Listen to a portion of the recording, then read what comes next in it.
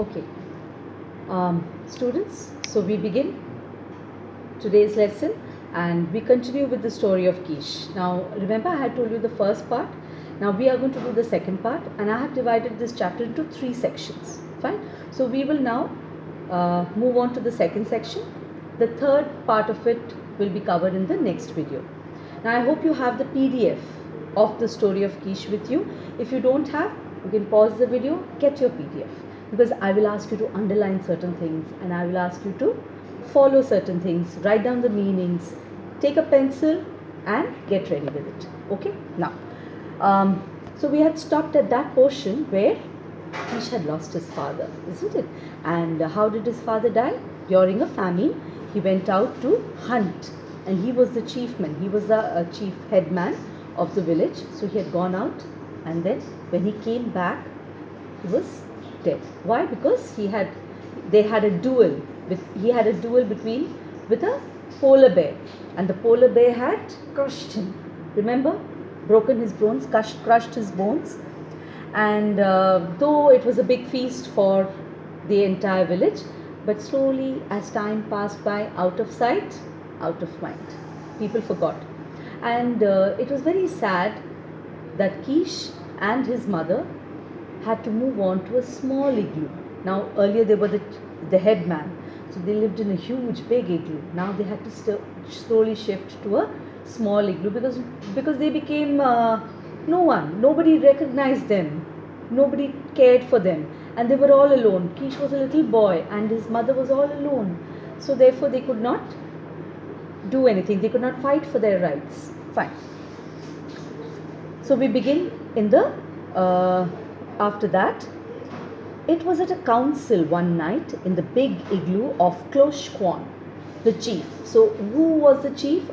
Now at the present moment, when Kish was 13 years old, we are now at that portion, isn't it? I told you that Kish is now 13 years old.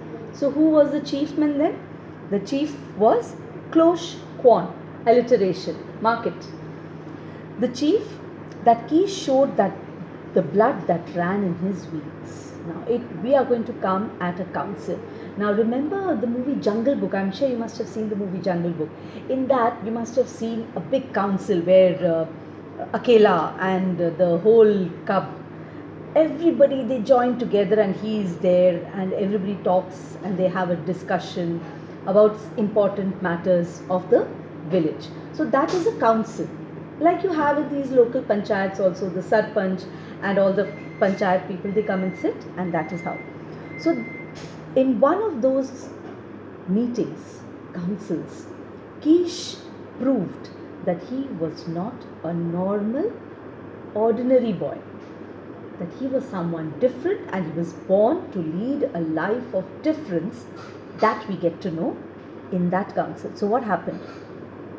With the dignity of an elder, he rose to his feet and waited for silence. So one of the councils, he just suddenly, all of a sudden, he just stood up one day and he waited. He looked around for silence. It is true, now Kish is speaking, it is true that meat be apportioned me and mine, he said, but it is oft times old and tough, this meat. So he has a complaint. What is the complaint? That it is not enough. The meat that comes to them is not enough. And when it does come, it is very tough, very hard meat. That means it's very stale probably. Okay? So it's very hard. It is said that Bok, my father, so who is Kish's father? Bok, underline that. Bok, my father, brought home more meat than any of the 2 best hunters, that with his own hands he attended to the division of it and saw to it that the last old woman and the last old man received fair share. So what did he say? He's saying that when my father was alive and when he was the chiefman, I have heard, I know that he used to hunt enough meat which not even 2 hunters could hunt. Okay, he did it alone, and when he brought that meat, how did he distribute? Equally. No one had any complaints, even the old man and the old woman.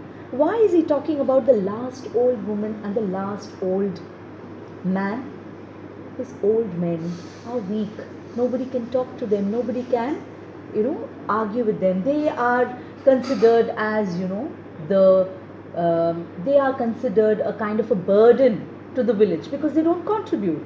They don't do any service. All the senior citizens. So, but that is not true. We should benefit from their wisdom, from their experiences. We must talk to them like we must be having grandpa, grandma. So he is hinting. Now, what was then is even now. Many people, I'm not saying that it happens in every household. Maybe you respect your grandparents a lot and you have high esteem for them. It's very good. That is how it should be. But I'm talking about the people who are really suffering, old people, and they're neglected just because they don't contribute enough. They're not able to work, they're not able to bring in money, and they are ailing, they are sick, they need to be cared for. They have a different diet, they need to be taken care of, given medicines, they need extra care. So, Jamila, they are considered as extra. But this is how. But he said that Bok was one person who was fair to everyone. Clear? Now, the hunters, grizzled and grey, were aghast. Now, who were the hunters? The hunters means the people in the village, those who went out and hunt. They were all grizzled and grey. What do you mean by grizzled and grey? Very old people, grey. Okay. The like had never been known before. Means they had never seen something like this ever before. What is it? A child that talked like a grown man and said harsh things to their very faces? How can a small boy, 13-year-old, he's talking to all the old people in the council in front of everybody? He's insulting them? He's charging them? He's complaining against them? Not acceptable. This is not acceptable at all. Na, the men cried. Put the child to bed. Take him back. Take him home. He is no man that he should talk to men and grey beards. So he is not a man. First let him become a man. He is a small boy. How can he talk to people like this? And that to old people. Grey beards means people whose beards have gone grey. Means experienced old people. He has no courtesy. He's got no manners. He waited calmly till the uproar died down. Who is this he? Kish. Kish is unperturbed. He's not feeling scared. Oh, I've made a mistake. No, he knows what he's doing. He waited till everybody had said, and then, thou hast a wife, Ugluk. So Ugluk is another council, one of the council members of the village. He says, you have a wife, and for her dost thou speak, and you are speaking for her, on behalf of her. Because your wife cannot talk inside the council. So it is talking about the society over there in the polar region. Women cannot participate in a conversation. Women are not included in decision making, in asking for things or demanding or deciding. Okay, so it is the men who speak. And thou too, Masuk, a mother also. And for them dost thou speak, Masuk, you are speaking for your mother and your wife.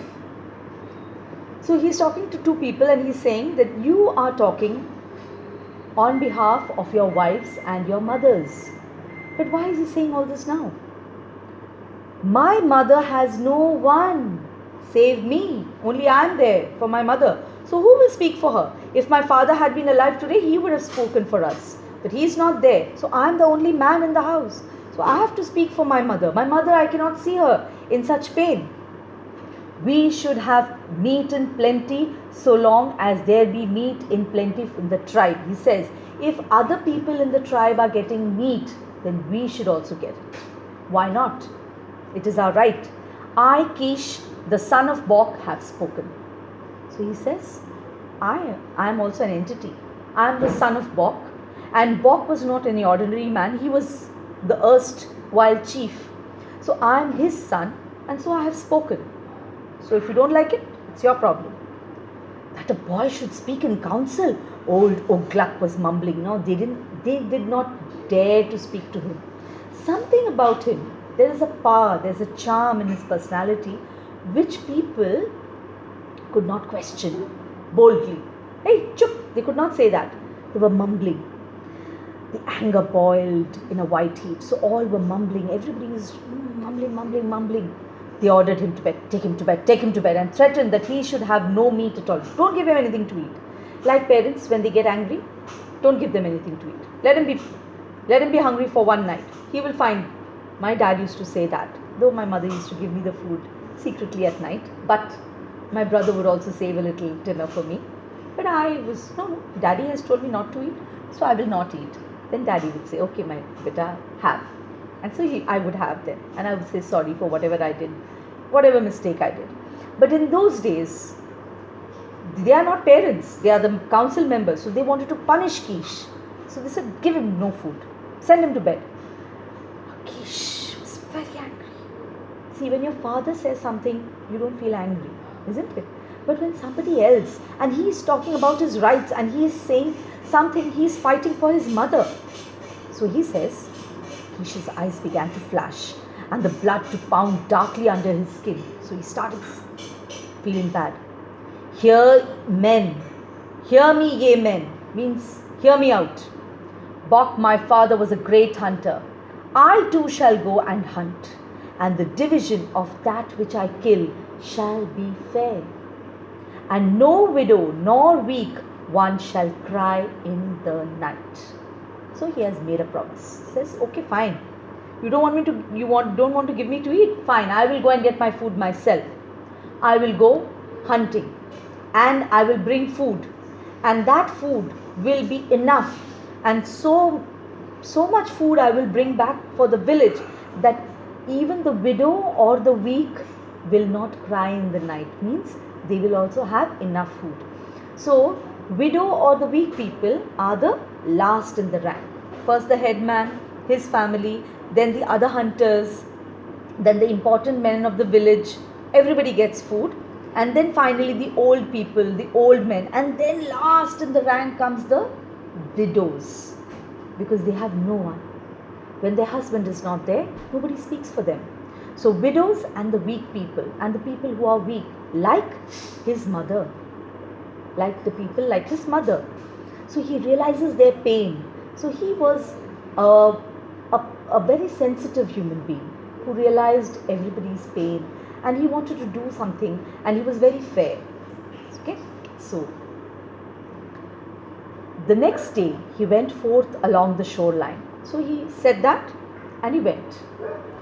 He carried his bow with a goodly supply of bone-barbed arrows, means arrows which had bones in them. Are you marking the alliteration bone-barbed, widow or weak? All these are alliteration. There may be more. All of you must mark them.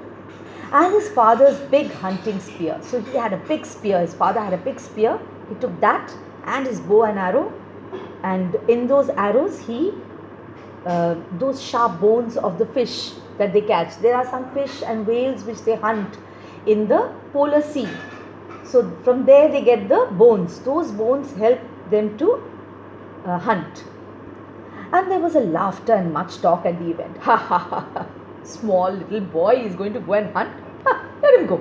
Let him go, let him go. He'll come back all defeated and he won't know what to do. Let him go.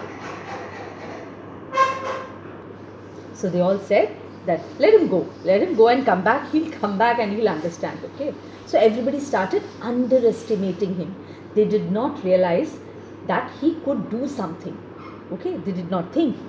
Nobody can. See, it's not their fault. A 13-year-old boy challenging everybody, I'm going to go out hunting suddenly. Nobody, not even those age of those children of 13-year-olds, they never even went with elders. So going hunting alone is unthinkable. So when there was laughter and much talk at the event, it was an unprecedented occurrence. Unprecedented, which has never happened before. Are you noting down the meanings? Please do. Never did boys of his tender age go forth to hunt, much less to hunt alone. That's what I said. Early next morning, Kish strode into the village. Across his shoulders, so he's come back to the village. At night he left. In the cold, he left out in the night. And he bore a burden of fresh killed meat. So he was successful. Go, ye men with the dogs and sledges, and take my trail for the better part of a day's travel. So he says, you will take half a day to go and get that food, because I've got a lot of food. I've killed a lot of meat. I've got a lot of meat for the village. There is much meat on the ice. A she-bear and 2 half-grown cubs. That means he has killed one polar bear, which is a mother bear, and along with that mother bear, 2 baby cubs were also there. So that's enough food. Now you have seen the size of the polar bears. Huge they are. Think of me. And he passed into his igloo and ate profoundly. So he came back with that food. Little bit he carried for himself. He ate nicely and he told all the people, because he is a young boy, 13-year-old. He could not carry that huge weight, so much of meat alone. So he sent word to all the villagers, go and get the food. So they all went and then he came. Now, what was the reaction of the people? There was much doubt and discussion. The killing of the polar bear is very dangerous, but thrice dangerous it is to kill a mother bear with her cubs. Now I'm going to ask you in my next class this question. Why is it thrice dangerous to kill a mother bear with her cubs? Be ready with the answers. Okay, next Zoom class. The men could not believe that the boy Kish single-handed had accomplished so great a marvel. It was marvelous. It was a miracle. How could he do this? Single-handedly, all alone, 13-year-old boy. Impossible. They were all wonderful, aghast, surprised. Thus began the mystery of Kish. So this was the mysterious. His very next trip, second trip, that was the first trip, second trip, he killed a young bear, and on the trip following, that is the third trip, he killed a male bear and his mate, means a couple, a he bear and a she bear. So enough food. There was talk of witchcraft in the village. What do you mean by witchcraft? He hunts with evil spirits. Evil spirits, jadoo tona, that is witchcraft. That means when people cannot understand something, especially in those days, when they couldn't reason, they could not find any reason, jadoo tona, he must be doing something,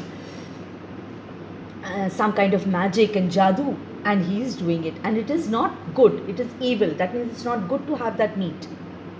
He hunts with evil spirits. Some of the people contended. Contended means they started thinking. Nevertheless, his success continued, but that did not stop him from going and hunting. He went on. And in the division of meat, he was just. I told you, he was very just like his father, very, very just. And because of this and of his merit as a hunter, please underline this, and because of this and of his merit as a hunter, he was looked upon with respect and even awe. When you look up at somebody like, somebody who's your role model, like Sachin Tendulkar, how does he do it? Dhoni, or maybe God. When you look up at God, how he's made such a beautiful creation and how things happen. And sometimes you're in awe of your parents also. And I was in awe of my teachers too. Sometimes, how do they know so much? Okay, so even awe. And there was talk of making him chief after old Klosh Kwan. So that little boy, now people have realized his worth. They even started thinking that he could be the next chief. So that was our Kish, It's getting interesting, isn't it? I minded to build me an igloo. Suddenly he had a desire, enough of living in a small igloo. I'm doing enough for everybody. I think now I should have a big igloo for myself. So he said one day to Klosh Kwan and a number of the hunters, it shall be a large igloo wherein Ikiga is his mother. His mother's name is Ikiga. Father's name was Bok. It shall be a large igloo wherein Ikiga and I can dwell in comfort. But my business is hunting, and it takes all my time. So it is but just that the men and women of the village who eat my meat should build me an igloo. And the igloo was built accordingly. Kish and his mother moved into it, and it was the first prosperity she had enjoyed since the death of Bok. Means after Bok had died, his mother had really lost everything, no honor, and she, once upon a time, she was the chief's wife, so she enjoyed a lot of privileges. They lived in a big igloo and they had a lot of money, they had a lot of food. Money was not important at that time. Money, they didn't have money. They used to have it. Food was a lot of food means lot of prosperity. Big house, big igloo, that was a sign of prosperity for them. So they had all that, but after her husband's death, she had a tough life. So Kish thought of giving his mother some happiness back to her. So we stop here, and we will continue with it later on and see what happens later on as to whether he becomes the chief or not. Okay?